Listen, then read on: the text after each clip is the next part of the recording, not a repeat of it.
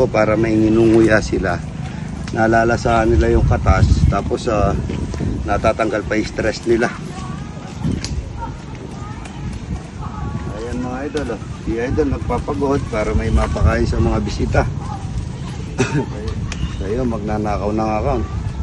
Yung idol Romeo mga idol, ang dami niyang sahod no siguro, no? Good morning po mga idol, magpipitas tayo ng patola. Lalagay natin nakapuno na kami mga idol. Napuno na yung namin basket, tinuwi na namin. At patola naman pasahog doon sa gulay, doon sa bulaklak ng kalabasa mga idol. At saka konting, mayroon pa rin bulaklak dito no? Patola, yan, madami kami namang kalabasa sa baba. Dito sa taas patola. Ayan patola. Patola, hupot kalabasa. Ayan okra, ano mo yung okra? Ito ayan, okra, kalabasa at saka bulaklak. Huwag ganun ang pagpitas, yan hila lang. Huwag yung pinapanipit mo. Huwag ganun lang. Yan, tara dito tayo. Kakapot ka niyan idol. Okay lang idol. Sanay na sa bukid idol. Sanay na. Opo. Maganda masanay ka sa bukid. Sa probinsya ko idol Isabela. Isabela, maganda yan kaysa doon sa yung probinsyano ka, magnanakaw ka ng account. Yung ang dami dyan, nagnanakaw ng mga account. Hindi sila magpagod. Mga idol Para may content sila.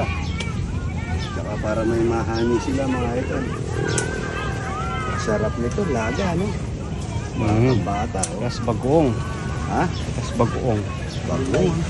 Press na press, mga idol. Laga. Pero idol, natin, marami naman tayong bulaklak dyan at saka talbos. Meron pa dun no? Bulaklak, patola. Uy, mga kumukuha ng account. Pagtanim kayo ganito, Romeo. kayo, makipagod kayo para may pang-ulam. May pangulam kayo, hindi yung nagnanakaw kayo ng account na may account. Walang magawa. Tinitingnan mo yung alaga mo matatanda, baka mahulog sa pispan yun, ha? Good morning, ang sabi niya idol. Ayun, dami ko lang.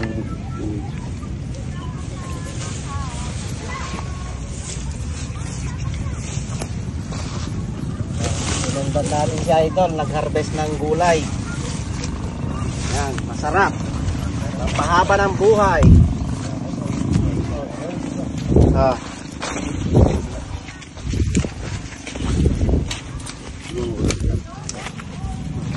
Kaya papunta ka yan, Tapos.